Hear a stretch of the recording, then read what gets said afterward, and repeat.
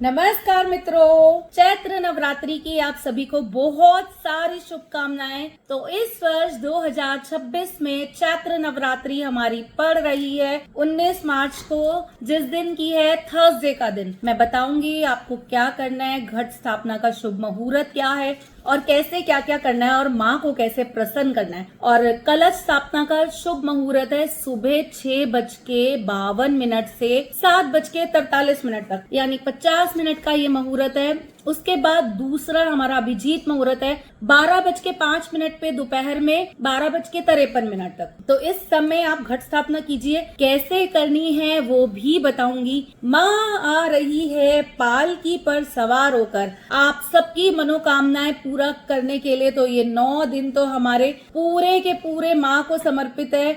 आपने सबने दुर्गा सप्तशती का पाठ जरूर करना है। रोज एक अध्याय पढ़ लो या 2 अध्याय पढ़ लो, जरूरी नहीं है आपको एक दिन में ही पूरी दुर्गा सप्तशती पढ़नी है। मैं खुद भी पढ़ती हूँ। अब क्या करना है इस दिन, आपने सुबह उठिए, स्वच्छ कपड़े पहनिए, नहाइए धोइए। उसके बाद मंदिर को गंगा जल से साफ करो, लाल रंग का कपड़ा बिछाओ, उस पे माँ दुर्गा की प्रतिमा रखें, कलश स्थापना करें, उसके ऊपर आम के पत्ते, नारियल रखें, माँ को हार चढ़ाएं, उनको चुन्नी चढ़ाएं, ड्राई फ्रूट का भोग लगाएं, फल का भोग लगाएं, श्रृंगार का सामान चढ़ाएं और सुबह शाम माँ को उनके पसंद का भोग लगाना है, जो कि मैं अगली वीडियो में आपको बताऊंगी कि माँ की पसंद का भोग क्या है और माँ को फेवरेट रंग कौन सा प्रिय है। लेकिन उससे पहले आपने क्या करना है, डेली सुबह शाम माँ की आरती करनी है, धूप दीप लगानी है, दुर्गा चालीसा पढ़नी है। और मोस्ट इम्पोर्टेंट एक मंत्र बताने जा रही हूँ, ओम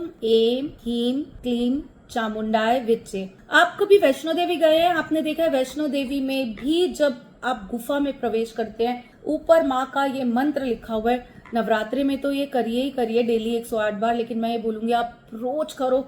इस मंत्र में इतनी पावर है, इतनी पावर है। आप ये मंत्र करके तो देखो, आप खुद अंदर से आप में एक बहुत ही पॉजिटिव एनर्जी भर जाएगी। 9 के 9 दिन आपने पूरी श्रद्धा से माँ की पूजा अर्चना करनी है। अब थर्सडे है, बहुत सारे लोग ये पूछते हैं मैम सिर धोए कैसे करें। अब हमारे में ना एक चीज बोलते हैं, वार बरा के त्योहार। तो ये त्योहार बड़ा है, तो ये थर्सडे को आप सिर धो सकते हैं। पूरी श्रद्धा से माँ को मनाइए, उनके नवरात्रे रखिए, अष्टमी नवमी का पूजन करिए। अगर आपको कोई छोटी कन्या मिलती है, आप उसको कुछ ना कुछ खाने पीने का सामान, कुछ भी गिफ्ट कीजिए, सबके रिस्पेक्ट कीजिए। कहीं ना कहीं देखिए आपके ऊपर माँ का आशीर्वाद बरसेगा। कमेंट सेक्शन में जय माता दी लिखना बिल्कुल मत भूलिएगा। जय माता दी।